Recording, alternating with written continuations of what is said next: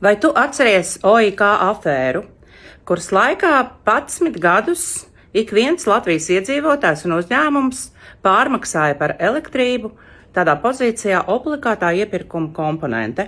Nu tad lūk, afēra beidzās, tika atzīts, ka nauda iekasēta nelikumīgi, bet nevienam jau nekas atgriezts netika.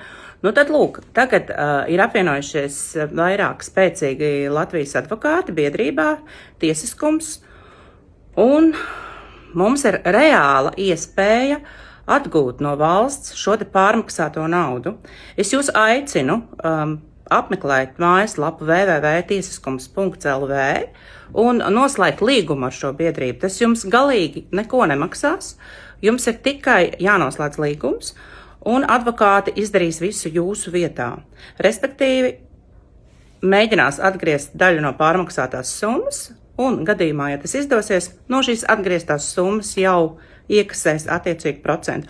Ar visiem šiem noteikumiem jūs varat iepazīties mājaslapā. Es jūs patiešām aicinu izdarīt šo. Tā būs, domāju, tāda pirmā nopietnā prasība pret Latvijas valsti, kurā apvienojas iedzīvotāji. Tā kā neesiet kūtri, es jau to izdarīju. Izdariet arī to jūs www.tiesiskums.lv par nelikumīgi iekasētā OIK atgriešanu. Aicinu visus to darīt. www.tiesiskums.lv